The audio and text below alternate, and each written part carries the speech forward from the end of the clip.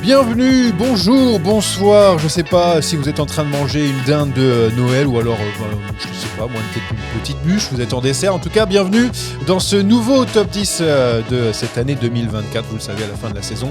Après avoir fait beaucoup d'épisodes, on fait des petits top 10 du 21e siècle. Et aujourd'hui, on va s'intéresser aux grands coureurs qui n'ont pas eu de victoire majeure dans leur carrière. Alors, pourquoi est-ce que c'est une victoire majeure, enfin on va essayer d'expliquer pourquoi, mais avant ça je vais introduire mes deux cocos du jour. D'abord, il est là depuis très longtemps, il attend, il est dans les starting blocks, c'est Jérémy Sakian. Bonjour Jérémy.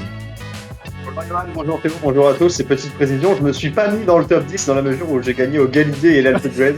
Donc voilà, deux très grandes victoires. Est-ce que ça veut dire que moi je pourrais éventuellement être dans le top 10? Toi, tu pourrais y être puisque tu n'as gagné qu'au Ballon d'Alsace, qui est une victoire somme toute modeste. Moyenne, très moyenne. Théo, bonjour à toi. Déjà, t'as gagné quoi toi dans ta carrière à peu près? La côte de Châteauneuf. Ah, bon, on la connaît, c'est connu. Il y a Châteauneuf-du-Pape ou la côte de Châteauneuf dans le sud de la France. Très bien. Eh bien, très bien. Bravo à toi en tout cas. Félicitations pour cette magnifique victoire. Grand coureur sans victoire majeure. Alors les critères, il y en a plusieurs. Le nombre de succès qui est aligné sans avoir de victoire majeure. Le peu de succès de prestige, ça en fait partie. Ce coureur qui est resté longtemps, la longévité, resté aussi dans les mémoires. Un coureur qui a trusté les sommets sans avoir son heure de gloire. C'est un petit peu tout ça. Jérémy, c'est quoi pour toi déjà une victoire majeure? Parce qu'en fait, ça veut tout et rien dire. C'est quoi? Est-ce qu'on classe que les grands tours et les monuments? Est-ce que toi, c'est une victoire majeure par rapport aux coureurs ou par rapport à juste ce qu'est une victoire? C'est une très bonne question. Je me suis posé la question par rapport à des classiques World Tour dites, entre guillemets, annexes. Tu vois, type Grand Prix de Plouay ou Grand Prix de Montréal. Pour moi, ça, c'est pas une victoire suffisamment impactante pour se prévaloir d'une présence dans ce top 10. Maintenant, évidemment, les vainqueurs de Grand Tour, les vainqueurs de Monuments, les vainqueurs de Championnat du Monde n'ont rien à faire dans cette liste. Il y a aussi deux critères qui me semblent importants. C'est un coureur qui aurait tourné autour. Tu vois, je ne l'ai pas mis dans mon top 10, mais dans le dernier podcast, je parlais de Michael Bogert. S'il n'avait pas gagné l'Amstel, il aurait totalement pu prétendre à une place dans ce top 10 parce qu'il a accumulé des nombres de places d'honneur sur des courses différentes de manière remarquable. Et puis, un coureur qui a un standing de qui tu tires pas mal d'attentes et qui n'arrive pas à scorer sur une course immense. Même s'il a gagné un Paris-Nice, par exemple, il a sa place dans le top 10, à mon sens. Ouais, j'ai un petit peu pris comme toi aussi, parce qu'il y a des grands coureurs qui ont quand même quelques victoires qui ont marqué, certes, mais pas majeures par rapport au coureur qu'il était. Enfin, c'est un petit peu ce que j'ai pensé en regardant un petit peu son palmarès. Théo, est-ce que tu as pensé à autre chose? Est-ce qu'il y a un autre critère ou quelque chose d'autre qui est rentré en jeu dans ta réflexion? Globalement, sur la même ligne de crête que Jérémy Sakian. Eh ben c'est parfait, on va pouvoir commencer avec le numéro 10 pour Jérémy qui commence toujours, qui ouvre le bal. Jérémy, quel est le coureur en 10e position pour toi? C'est Enric Mas. Enric Mas. Théo? Moi, c'est Beau Hamburger. Ah oui, Beau Hamburger carrément. Alors là, tu m'as bien surpris parce que j'avais complètement oublié son nom. Et moi, comme d'habitude, une petite wildcard avec des Français. Enfin, j'en ai mis 2, voire 3. J'ai mis Thomas Vauclair, Sylvain Chavanel ou Sandy Cazard. Je vais expliquer pourquoi. Ne vous inquiétez pas. Voyons, ouais. Mais voilà, c'est cadeau. C'est toujours ma petite wildcard, la 10e position.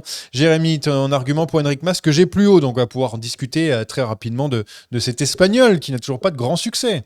Moi, je vais rajouter également Sandy Cazard, Bradley Maggi, Clint Kirchhoff, Je l'avais dedans. Mikel Landa. Non. Et toi, tu fais vraiment comme ça t'arranges, en fait. C'est un petit bloc de français, tu vois. C'est le 10e. On n'accepte pas. C'est moi qui fais les règles. Bon. Non, mais c'est toi qui dis les règles, mais nous, on est là aussi pour te dire quand ça va pas. Et là, ça déconne complet. Oh là. Attends. Non, Enric Mas. Je vais être très rapide sur Enric Mas. Il a fait 3 fois deuxième de la Vuelta. Je le mets relativement bas dans ce classement. Pourquoi? Parce que sa carrière n'est pas encore terminée. Donc, je lui laisse l'opportunité d'aller la claquer. Mais un coureur qui tourne comme ça autour d'un grand tour et qui ne parvient pas à gagner pour des raisons diverses, parce qu'il est tombé sur plus fort, parce qu'il a des lacunes en chrono, pour plein de raisons différentes.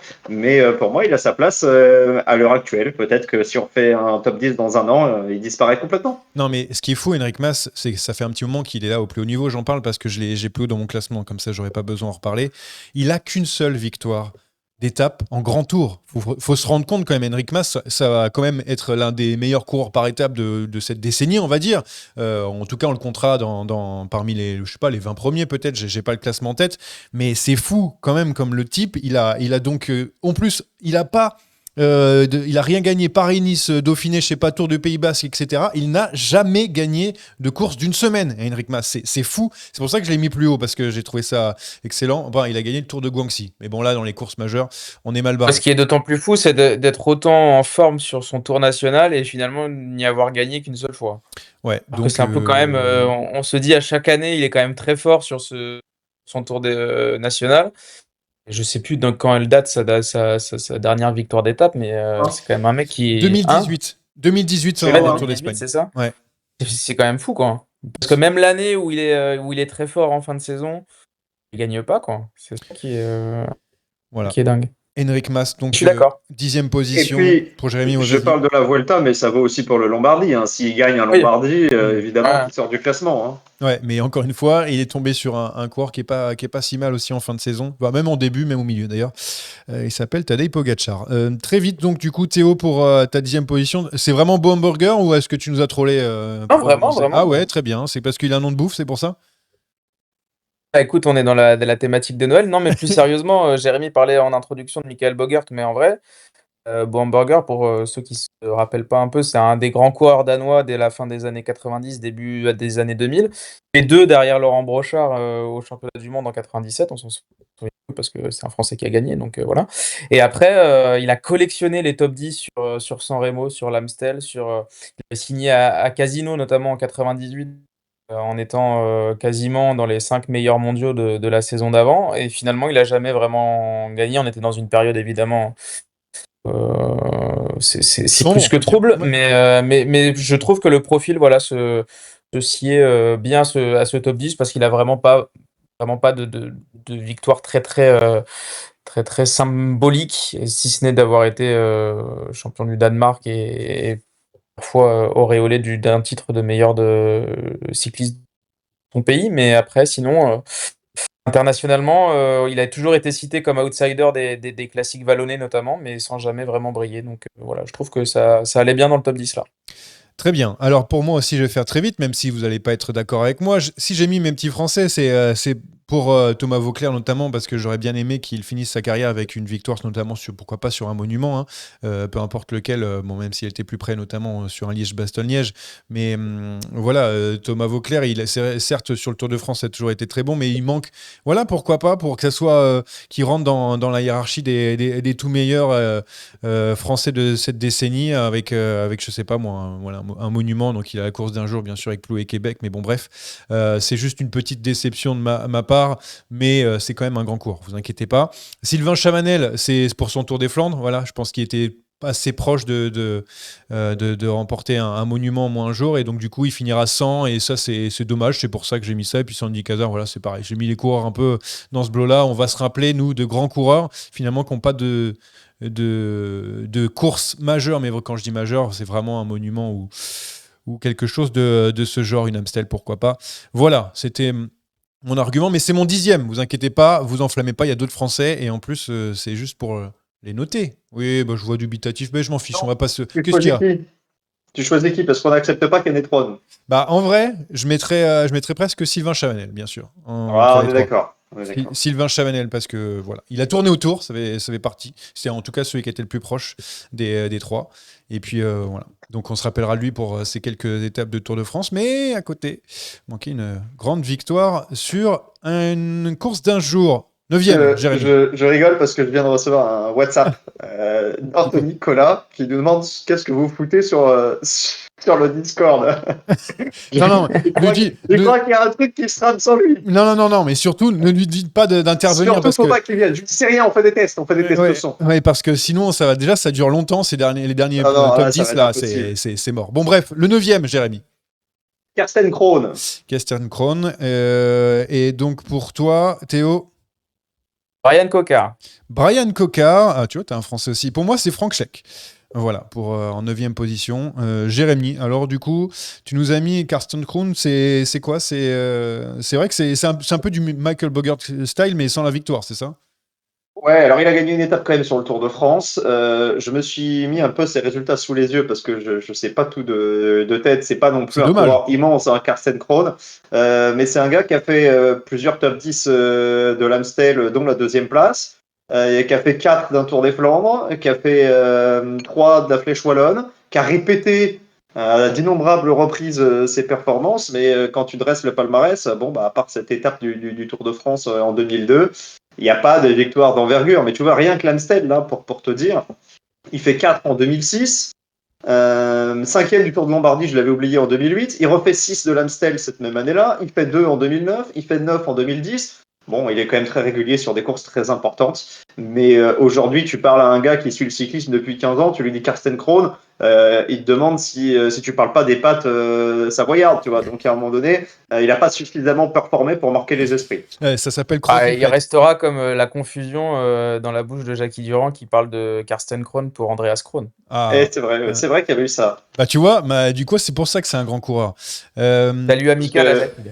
voilà, il y a que Jackie qui s'en rappelle, c'est normal, c'est la Bible. Mais les jeunes d'aujourd'hui, Karsten Kroon, ça leur parle pas. Hein. Ah oui, alors j'ai vu juste un petit truc parce que j'ai vu qu'il avait gagné une étape sur le Tour du Poitou-Charentes. Ça me fait penser que tous les coureurs qui ont gagné Paris-Chauny, ils sont éliminés déjà de la liste, n'en parlons pas. Enfin, après, ça me paraît logique, mais évidemment, C'est tout à fait légitime. tout à fait. Mais je ne crois pas que ce soit le cas de Karsten Kroon. Hein. Non, mais c'est parce que j'ai vu le gagner une étape sur le Tour du Poitou-Charentes, ce qui est, je me rappelais pas, mais bon, après, je me rappelle pas de tout. Mais voilà, ça m'avait marqué.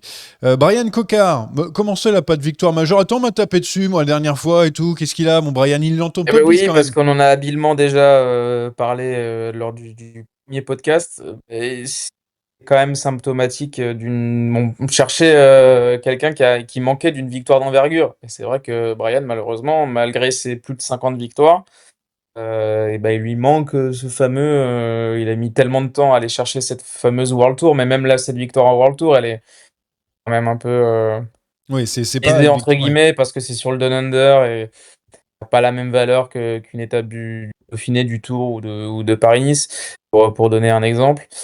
Donc voilà, pour moi ça rentrait dans le thème, beaucoup de victoires, mais pas une qui ressort du lot. Voilà, c'est une carrière qui est loin d'être indigne, hein, attention, hein, beaucoup de respect sur sa longévité et sur sa carrière, mais voilà, il en manque une belle. Et puis moi, pour moi, c'est Frank Schleck. Alors, il a une victoire quand même que je catégorise de majeur parce qu'il a gagné l'Amstel très tôt dans sa carrière. Pour ceux qui s'en souviennent, c'était en 2006. En fait, je dis ça parce que c'est par rapport, et je me suis fait réflexion en regardant un petit peu les palmarès de tous les grands coureurs, c'est que Frank Schleck, c'est quand même quelqu'un qui a marqué une génération, les frères Schleck, etc. On en a beaucoup parlé à ce moment-là. Et bah, finalement, c'est pas.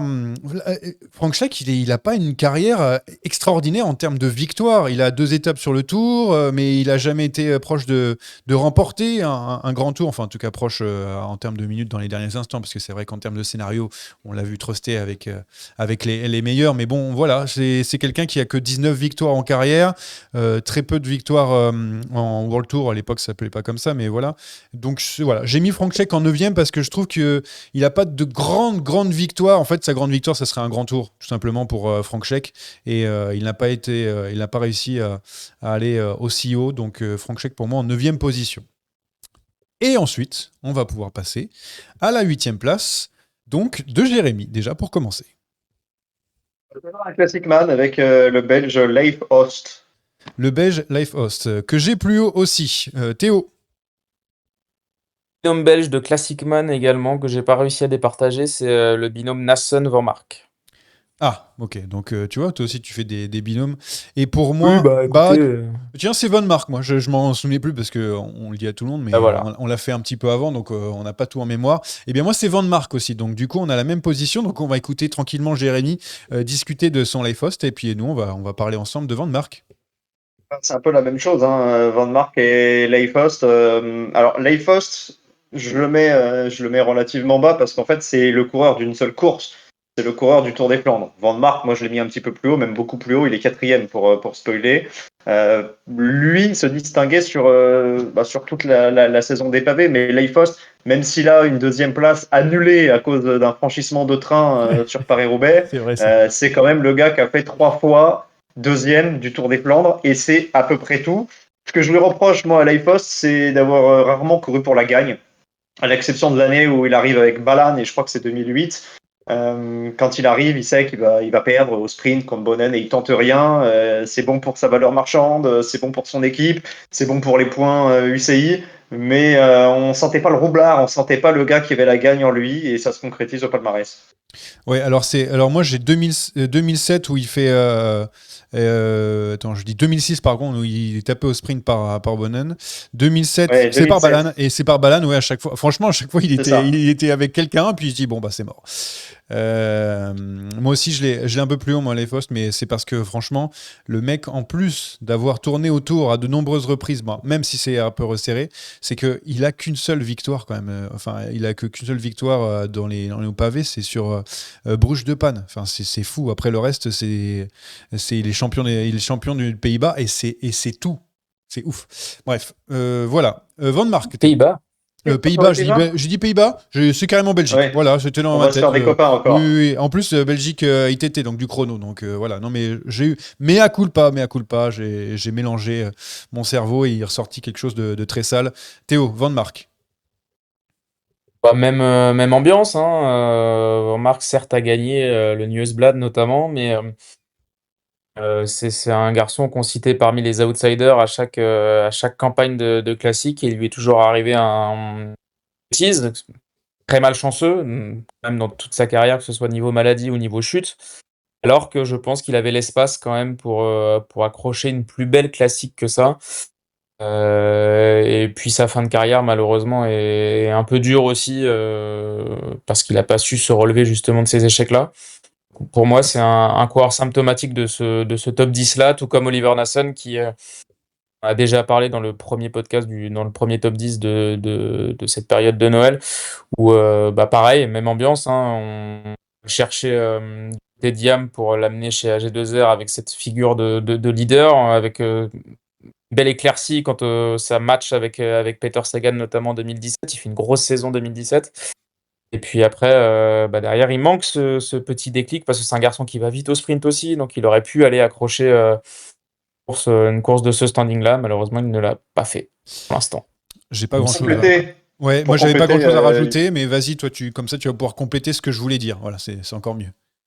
non, pour compléter, je voulais dire qu'il y a une grosse, grosse propension de coureurs un peu dans le même style C'est vrai. sur ces années-là. On va en citer d'autres dans notre top 10. Il y a également un coureur comme Juan Antonio Flecha qu'on Oh. n'a pas mis. Il faut expliquer aussi pourquoi on l'a pas mis aux plus jeunes qui nous écoutent.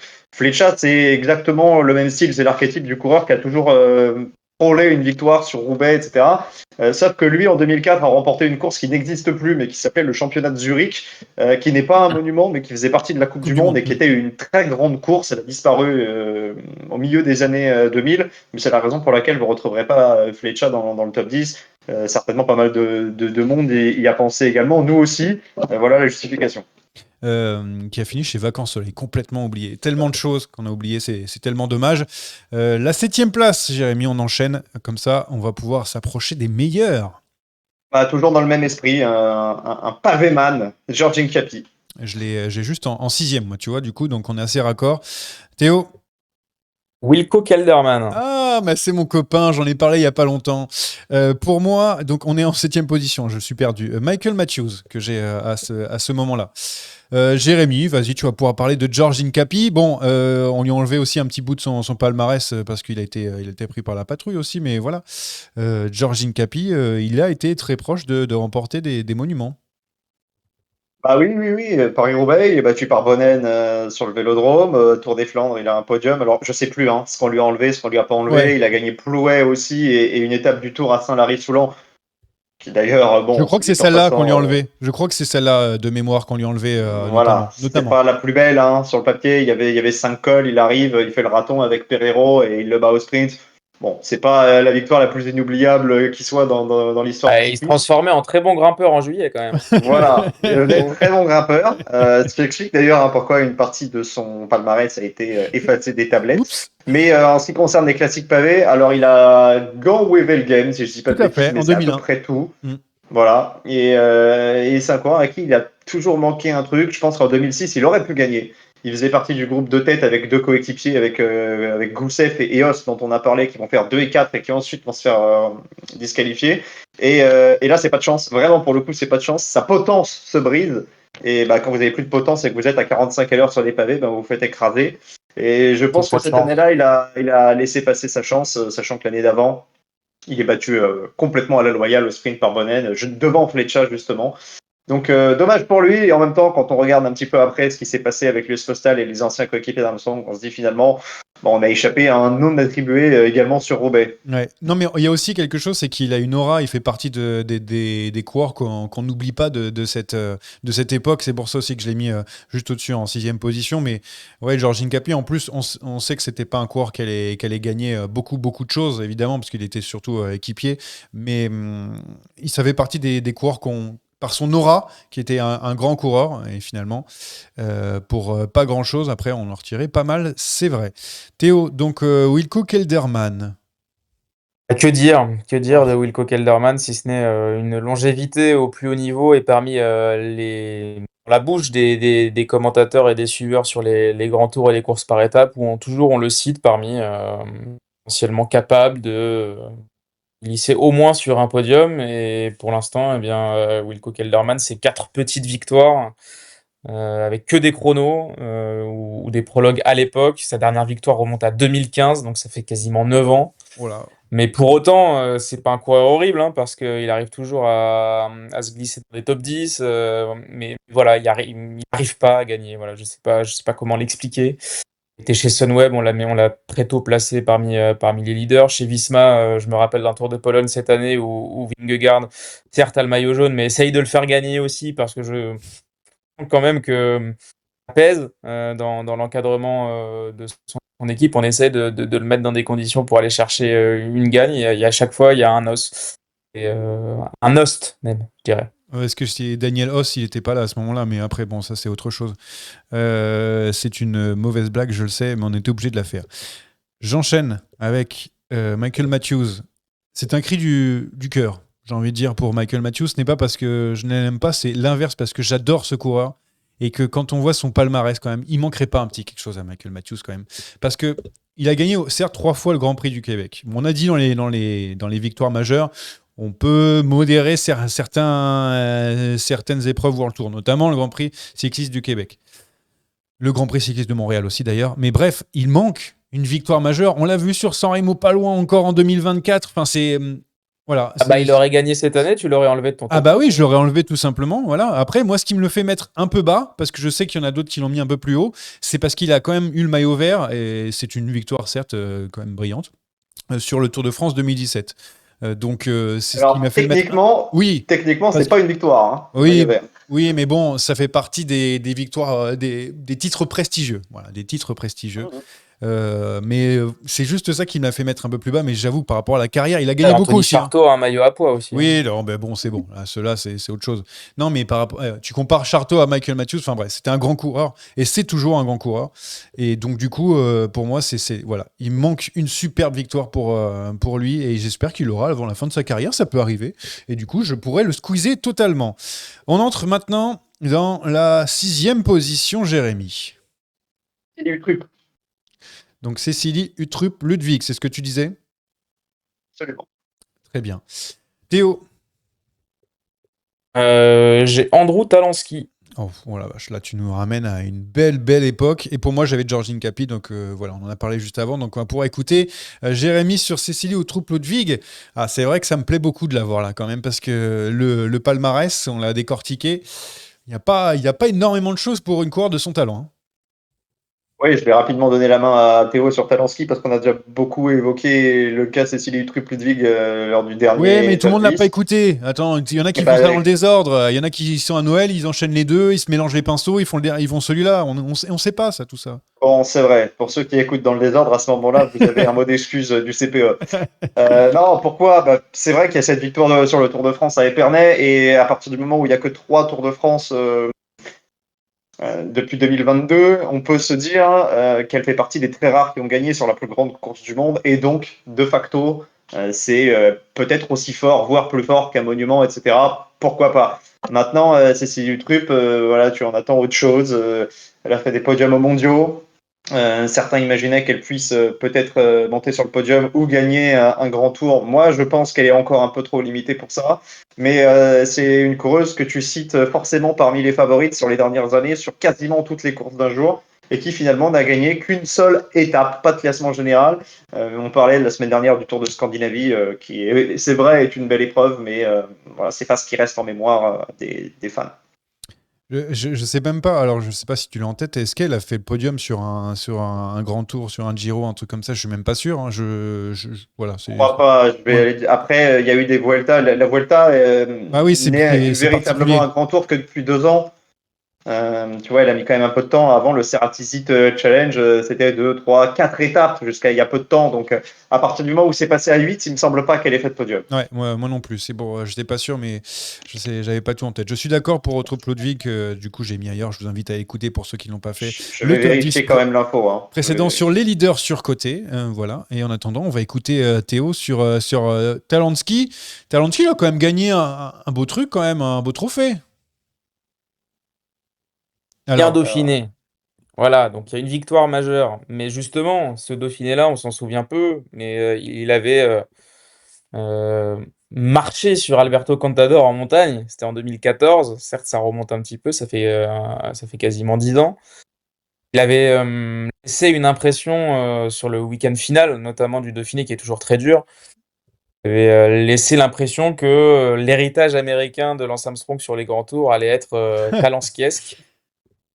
On se souvient aussi que 2014, c'est une époque où TJ Van Garderen est là également. Donc on se la nouvelle génération américaine va briller, va aller chercher des grands tours, en tout cas se battre pour des podiums.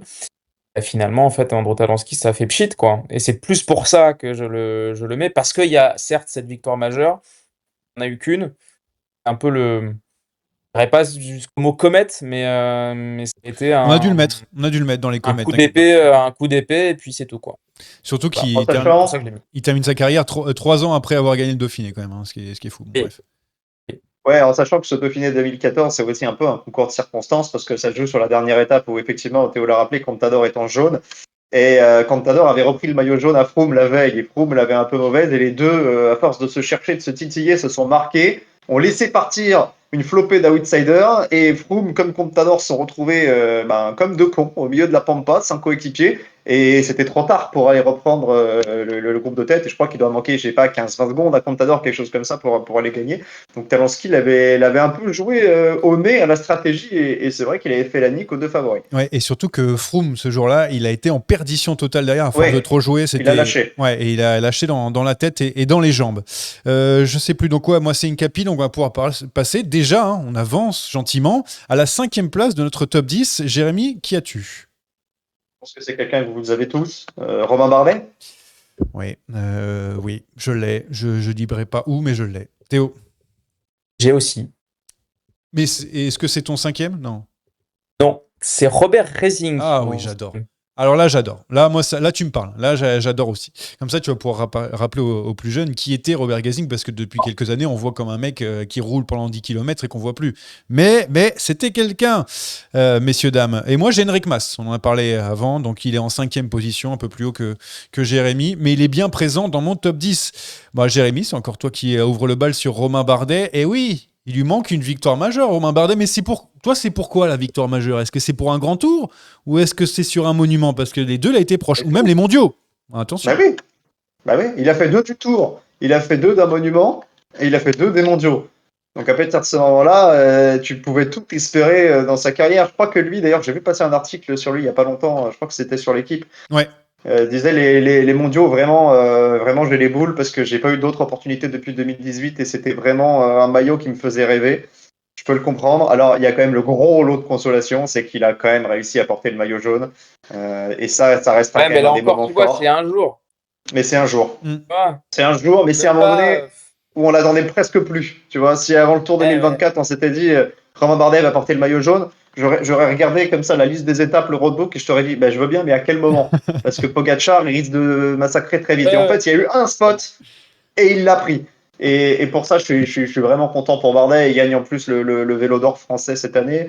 Donc voilà, il a vraiment optimisé sa carrière. Mais le regret, oui, le regret, je sais pas si c'est peut-être pas le Tour parce que Froome était intouchable. C'est difficile de dire le mondial parce que battre Valverde au sprint, c'était compliqué. Pour moi, c'est Liège le vrai regret de sa carrière. C'est Je pense que c'est peut-être une course qu'il Liège. avait Mais, dans les jambes. mais c'est pas Liège C'est vrai. 2024 parce que là, bon, Non, on non, sait, non, non, non, c'est accéléré. non, non. Il y en avait un avant. Alors, je crois qu'il fait troisième. Oui. Qui gagne cette année-là? Bah, c'est pas Jungels. Je crois qu'il est très très fort aussi. Il est avec Dan Martin de mémoire. Ça, Ça Il a mémoire. fini à Anse. Et là, il était très C'est ça. fort aujourd'hui, ouais. Ce jour-là aussi, pareil. Pareil, le changement de parcours l'a pas avantagé sur Liège non plus, parce qu'arriver sur le plat, forcément, c'est plus compliqué quand tu es un pur grimpeur. Mais je suis d'accord avec toi, Théo. Je pense que ce garçon-là, sur les classiques, avait peut-être une grande victoire dans les jambes. Tout à fait, mais il en a décidé autrement. J'en parlerai un petit peu plus tard, c'est pour donner mon sentiment, mais en tout cas, les arguments, je les entends et je les comprends totalement. Théo, toi, tu as donc Robert Gesink. Bah alors, qu'est-ce qu'il fait là, Robert Gesink? Finalement, c'est un grand coureur, Robert Gesink? Oui, explique-nous, parce que c'est vrai. On l'a présenté comme ça, en Bien tout sûr. cas en tant que tel, lorsqu'il est arrivé au début des années 2010. Pareil, un peu à la manière de Talansky et Van Garderen pour les États-Unis. Racing était considéré dans son pays, aux Pays-Bas, comme un potentiel vainqueur de Grand Tour, un potentiel podiumable sur le Tour de France. Ouais, il n'est pas passé loin en Il a plus. été très longtemps leader unique de la Rabobank nouvelle génération, qui sortait des ornières de tension et de scandale post-Rasmussen, pour donner un peu de contexte. Donc, il était dans cette ère du renouveau, Belkin, Rabobank, etc. à l'époque. Et il n'a pas à rougir de sa période de leader. Je trouve très intelligente également sa reconversion en tant qu'équipier de manière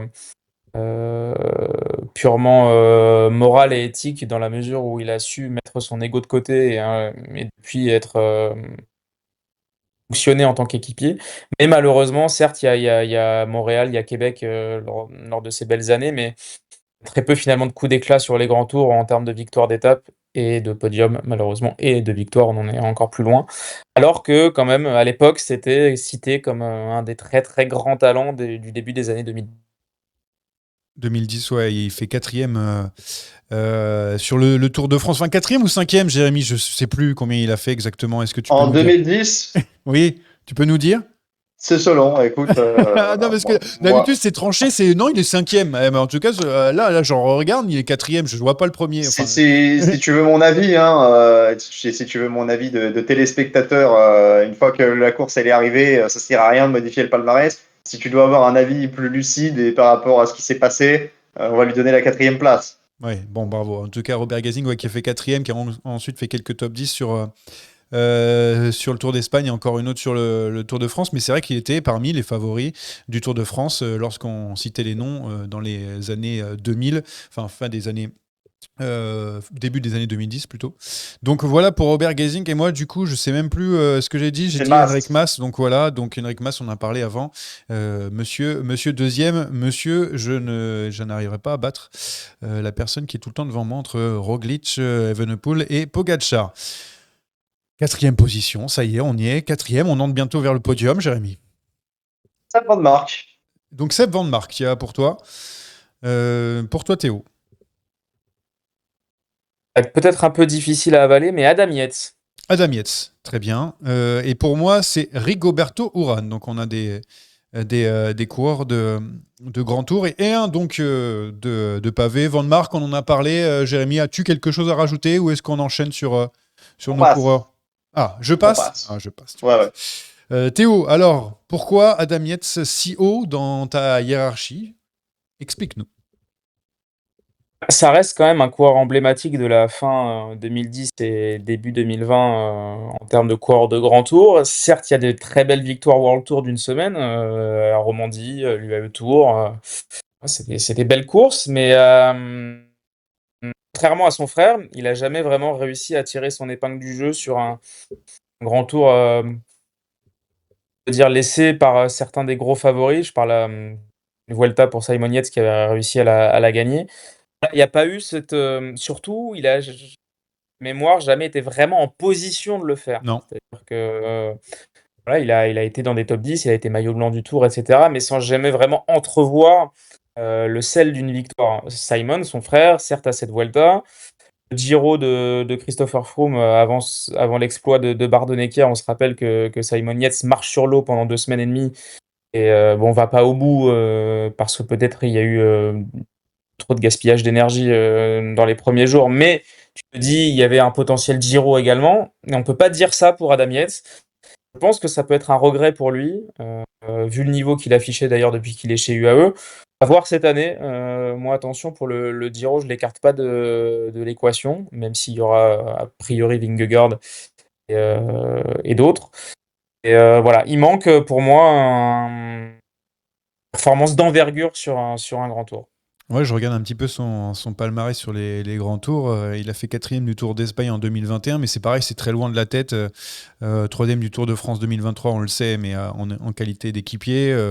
4e du Tour de France 2016, c'était à ses débuts, c'était plutôt une surprise, et là aussi, assez loin. Assez loin de la tête, donc c'est vrai qu'il n'a jamais pu espérer, ne serait-ce qu'espérer jouer la victoire dans un grand tour pour notre. Peut-être que je suis peut-être un peu méchant, hein, Écoute, ouais, Jérémy, t'en penses quoi? Mais Non, pour moi, il a sa place. Ok, très bien. Bah, les commentaires, dans les commentaires, ils nous diront du coup si jamais il faut te flageller Mais ou pas. Oui, mais toujours pareil par rapport à Enric Mas, hein, les coureurs qui sont encore en activité, toujours ce bémol, parce qu'ils peuvent sortir à tout moment. tout à fait. Ouais, peut-être que ce top 10 va changer l'année prochaine. Il faudra qu'on corrige.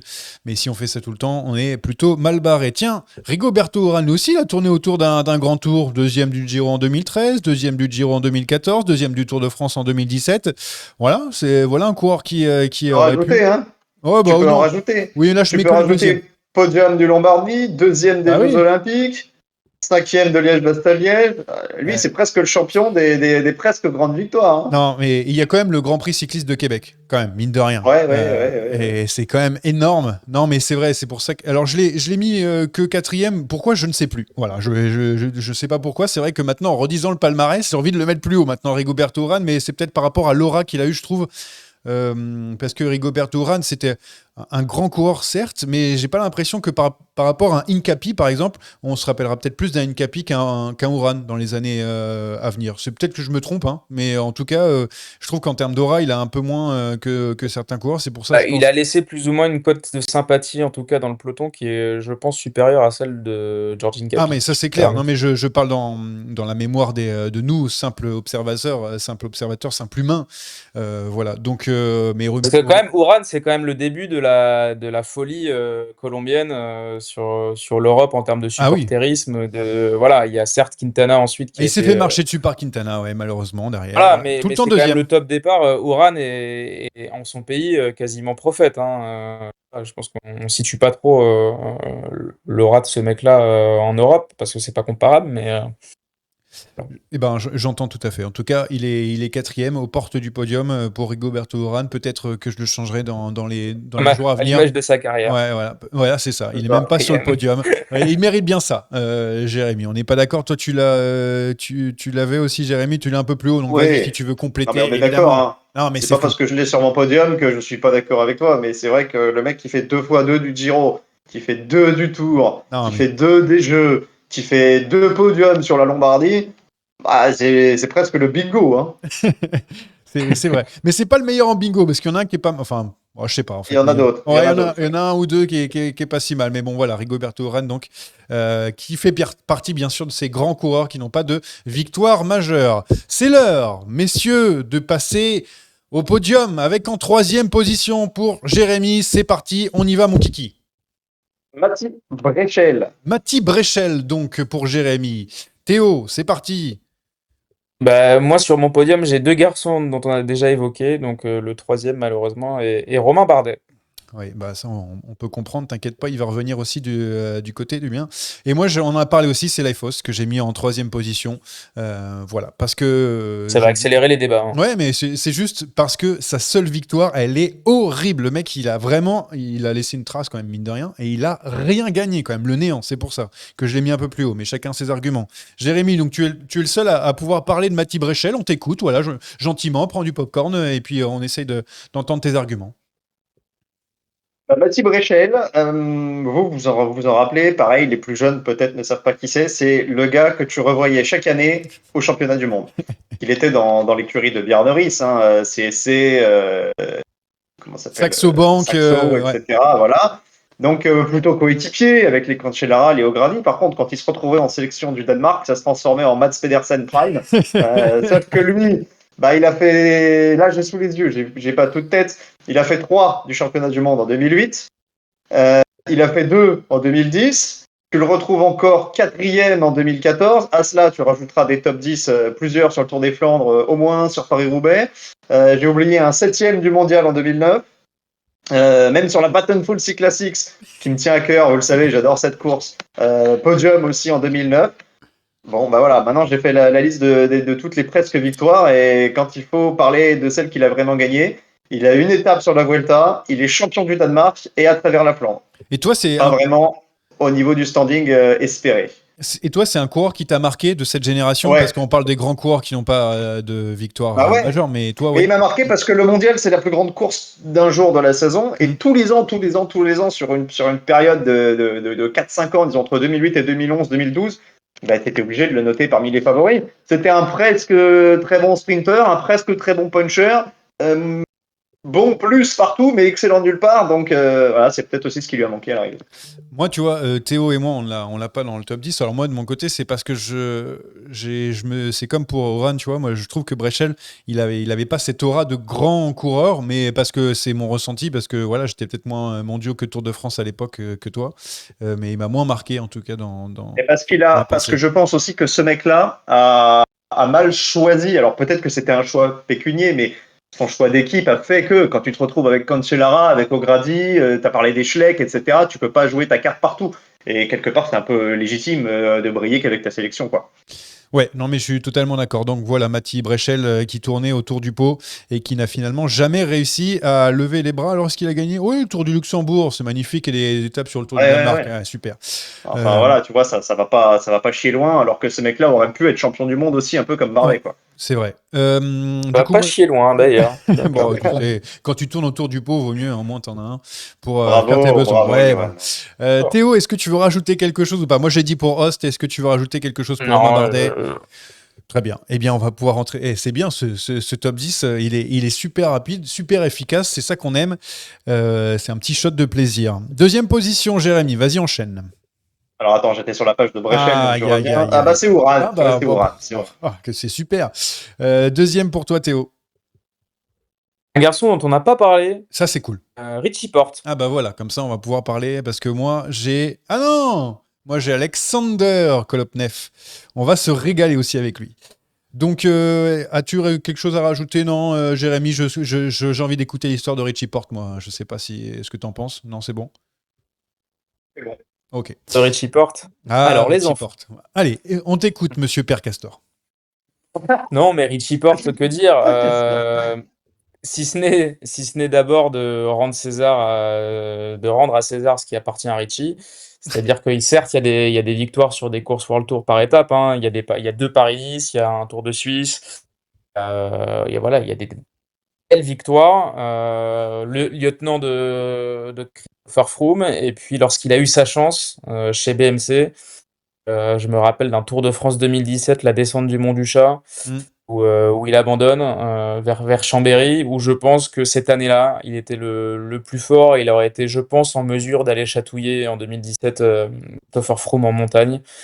Cette étape du Mont du Chat, elle intervient finalement assez vite, hein, je crois que c'était la 9e ou 10e étape de Tout à mémoire. fait, neuvième, En bravo. fait, on sait pas trop parce qu'il était quand même dans les clous encore. Et pour moi, Richie Porte, c'est quand même c'est le Seb Van Mark des courses par étapes. Pour moi, il lui est toujours arrivé quelque chose alors qu'il arrivait en forme. Un peu le symptôme du mec brillant sur une semaine, mais qui l'a en bien concrétisé sur 3. C'est un peu le Adam Yates de maintenant. Donc voilà, pour toutes ces raisons-là, je le mets deuxième. Je pense qu'il avait un grand tour dans les jambes, notre ami Richie. Et ça, je suis tout à fait d'accord. Moi, la seule chose, pourquoi j'y ai pas pensé, enfin, si j'ai pensé à lui, mais pourquoi je l'ai pas mis dans mon top 10, c'est que pour moi, sa grande victoire, c'est d'avoir réussi à aller sur le podium du Tour de France à la fin de sa carrière. Et ça, pour moi, c'est énorme. Mais ça compte pas, évidemment, comme une victoire majeure, donc je te l'accorde. Il n'y a pas de problème là-dessus. Kolobnev, tiens, Jérémy, vu que allez, je spoil tout le monde, vu que tu l'as juste après, on va pouvoir en parler tous les deux. Kolobnev, bon, toi qui es très mondiaux, combien il en a vendu, Kolobnev, de mondiaux, juste pour savoir. Est-ce que c'était quelque chose, non? Alors malheureusement, je ne suis pas le banquier de Kolobnev, sinon je ne serais pas là. Hein. J'habiterais aux Seychelles ou aux Bahamas. Ça, c'est clair. On est à peu près sûr qu'il a vendu Liège. Les mondiaux, je pense que ça rentre pas dans cette catégorie Bon. parce qu'il le voulait vraiment. Mais voilà, il fait 2 fois deuxième, si je dis pas de bêtises. Ouais. Au jeu, c'est pareil. Au jeu, il doit avoir un podium ou une médaille. Troisième en 2008. En tête. Troisième en 2008. Voilà. C'est un gars que tu citais tout le temps, partout, tout le temps. Et pour le coup, lui, il n'a pas de victoire énorme. Alors vous allez me dire, il a les Stradé, mais un Stradé, ancienne Stradé. Donc, c'était un point. Comme je l'avais évoqué la dernière fois, le Montepaschi ne correspond pas à ce qu'on connaît des Stradé aujourd'hui. Ça n'avait pas la même aura ni le même impact. Donc Alexandre Kolobnev aujourd'hui, ça restera. C'est dur à dire, hein, mais ça restera plutôt un loser qu'un grand coureur. D'ailleurs, quand Théo a appris qu'on l'avait mis tous les deux, premier et deuxième, il a fait les grosses yeux en disant mais c'est pas un si grand coureur que ça. C'est pas le coureur qu'il aurait dû être. Merci de me balancer en tout cas. C'est la vérité, hein. Et tu as peut-être probablement raison. Et puis il y a quand même la grosse fausse note, hein, de l'exclusion du Tour 2011. Donc pour toutes ces raisons-là, c'est un gars qui n'a pas eu la carrière qu'il aurait dû avoir. Et puis tu vois, je te parle de ces 2 podiums au championnat du monde. Mais là, en retombant sur sa fiche, il y a un podium en Lombardie. Oui. Je vois qu'il est 7e du mondial en 2005. Ce qui m'étonne d'ailleurs, parce que 2005, c'est Bonnen, c'est à Madrid, c'est pour les sprinters. Il est encore 7e du mondial en 2010. Tu vois, il brillait sur tous les terrains. Il a un top 5 sur la flèche. Enfin, tu peux en prendre un peu partout. Non, mais en fait, moi, c'est pour ça aussi que je l'ai mis assez haut, parce que certes, il y a tous ces accessis de sa part. Le fait aussi que j'ai mis, il aurait pu être un long concours s'il aimait pas trop l'argent. Voilà, bon, ça c'est pour. On sait pas tout, mais bon, il y a eu quand même quelques petits. On sait beaucoup pour le pas tout.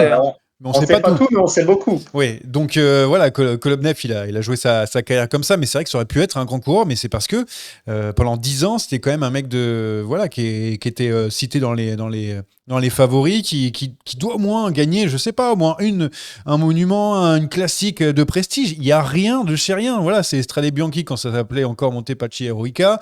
Il y a une étape de Paris-Nice, mais c'est quand même que 7 victoires en 10 ans, quasiment au top, en étant avec les meilleurs. Enfin, même s'il y avait des Bettini, des Ballan, etc.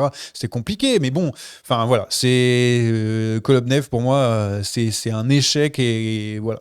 Et je pense que il aurait pu en avoir si il n'avait pas beaucoup joué avec son banquier. Du coup, on n'a pas donné la parole à. Si, Théo, on t'a donné la parole pour le deuxième. C'est bon. On va pouvoir passer à la première place pour Jérémy. On vient de le dire, c'est Kolobnev. Tu voulais rajouter quelque chose pour en avant? Non, c'est bon. Pardon. Non, Oran, on en a déjà parlé, mais de toute façon, tous les premiers ont déjà été cités, donc je pense qu'on va faire vite. Hein. Tout à fait. Donc, première position, Kolobnev pour Jérémy. Théo, ton premier choix. Moi, c'est Michael Matthews. Voilà, Michael Matthews. Et pour moi, c'est Romain Bardet. Voilà. Rien à rajouter sur Michael Matthews? Non, par rapport à... Je vais quand même rajouter un truc. Moi, je suis plus d'accord avec Théo qu'avec toi sur le positionnement de Matthews, même si je ne l'ai pas dans mon top 10. Mais c'est peut-être un oubli. J'aurais peut-être dû le mettre. Je l'ai fait il y a longtemps, donc je sais plus. Moi, j'avoue, pour être honnête, quand j'ai lu l'angle de ce top 10, c'est le premier mec qui m'est venu à l'esprit. Alors certes, il y a une résonance actuelle, enfin générationnelle, parce qu'on est sur un garçon qui est encore dans la fleur de l'âge et qui joue encore les premiers rôles justement dans les plus grandes courses du monde. Et moi, il m'a fait tilt immédiatement. Voilà. Pour ça, je l'ai mis en première place. Il a 3 podiums sur Milan-San Remo, plus il fait 4, 6, 7. Il fait 6 du Tour des Flandres. Il a 3 podiums sur le mondial, plus 4 et 7. Tu vois, même sur Liège, il a fait 4. Il a fait 5 de la flèche. Ça m'était complètement passé à l'as. Tu vois, je me rappelle pas du tout de ça. Puis sur l'Amstel aussi. Sur l'Amstel, il y a 6 top 10, dont un podium. Donc, en parlant de couteau suisse qui peut briller sur n'importe quel classique ou Michael Matthews, c'est quand même très très fort sur ce type de profil-là. Et malheureusement, il est peut-être trop fort, il est peut-être assez fort partout et pas assez fort quelque part pour. C'est ça. Pour la claquer, enfin. Et puis en plus, il aurait mérité San Remo cette année quand même. Ouais, et en plus, a priori, c'est quand même un coureur charmant. Voilà. Et ça compte aussi à sympathique. C'est pour ça que je parlais de cri du cœur tout à l'heure. Mais en fait, moi, c'est vraiment ce maillot vert qui fait quand même pour moi, c'est pas une victoire majeure, mais c'est un titre de prestige. C'est pour ça que j'ai mis un peu plus bas. Mais vous l'aviez compris que voilà, il méritait d'avoir sa victoire majeure. Qu'est-ce qu'il y a, Jérémy? Non, après, il a pas tout perdu. Il a fait 6 fois top 10 de l'Amstel sans jamais gagner. Mais il faut savoir qu'il a rencontré sa femme sur l'Amstel Gold Race. Donc, il a bien fait d'y aller quand même. Eh ben, c'est aussi pour ça que j'ai mis. Non, je rigole, j'ai mis plus bas. Pour moi, je finis sur Romain Bardet. Juste quelques secondes. Pourquoi je l'ai mis premier? Donc voilà, moi je marche très. Parce que tu adores dézinguer les Français. Non, du coup, non, parce que finalement, je mets comme le grand coureur qui n'a pas eu sa victoire majeure et qui aurait mérité pour moi sa victoire majeure. Je marche à l'affect et au départ, je l'avais mis plus bas, j'avoue, puis au fur et à mesure, je l'ai mis plus haut parce que voilà, on l'a dit, il a été deuxième de chaque catégorie où il aurait pu s'imposer et finalement, il n'a jamais fait des grands regrets pour Romain Bardet qui aurait plus que dû l'avoir, c'est mérité, c'est plus ça aussi. Comme Michael Matthews, je trouve qu'il aurait mérité sur sa carrière. D'autres, Kolobnev, par exemple, je pense qu'il n'aurait pas mérité. Je m'en fiche. Après, tu vois, je pense que Romain Bardet peut se regarder dans une glace quand tu analyses sa carrière et je pense qu'il peut en être fier. Et même pour ça, c'est déjà beau. Et après, les mauvaises langues, je suis un peu plus sceptique, tu vois. Les mauvaises langues diront que peut-être après sa carrière, Romain Bardet aura peut-être un meilleur palmarès. Mais nous, on n'ira pas sur ce terrain-là. En tout cas, je pourrais l'enlever à ce moment-là, mais dans les coureurs que j'ai cités, c'est quand même. Après, on est français, c'est quand même le coureur qui m'a le plus marqué des 10 que j'ai dit là. Donc après, encore une fois, c'est parce qu'on est français. Donc c'est pour ça que je l'ai mis aussi haut. Mais faites-vous votre propre top 10, dites-le nous, voilà. Dites si c'est pas bon pour vous, si vous aimez pas. Si on a oublié des noms, n'hésitez pas en commentaire. Bien sûr, parce qu'on n'est pas des sachants. Voilà, on sait pas tout. Ah, ça c'est sûr. On sait pas tout. Regarde, on essaye de faire. Et pourtant, on a fait un casting avec les moins pires, hein. Ouais. Parce qu'on aurait pu vous mettre les Anthony Nicolas et compagnie. On vous a préservé, c'est les fêtes. Voilà. Non, là, c'est terrible. Et, heureusement, on n'a pas mis Steve Chanel parce qu'il a un titre de champion de France. Sinon, je pense qu'on l'a. Non, je rigole. En cyclocross, sinon, on l'aurait mis. Non, à la fin, qu'est-ce qu'on fait? Qui vous avez Joyeux Noël. Non, mais attends. Déjà, Joyeux Noël, normalement, c'est censé être. Tu vois, on est en plein dedans. Là, tu sais pas encore parce qu'on l'a enregistré avant. Mais bref, juste pour dire les coureurs auxquels vous avez pensé et puis vous avez dit non, finalement non. Moi, j'en ai mis un. Il peut faire polémique. Ça peut vous faire marrer. Van Aert, j'étais à 2 doigts de le mettre en 10e en entrée. Je vous le dis parce que même s'il a des victoires majeures. San Remo. Ouais, mais je sais, il y a San Remo. Et heureusement qu'il y a San Remo parce que sinon, Van Aert, je le mettais direct dans la liste. Je me suis dit quand même par rapport à l'aura de sa carrière. Dans la mesure où j'ai mis Evenepoel en surcoté, je pense que tu aurais pu, avec un peu de panache, mettre Van Aert dans ce top 10. Voilà, je vais devoir couper pour éviter de faire de spoiler les gens. Non, je rigole.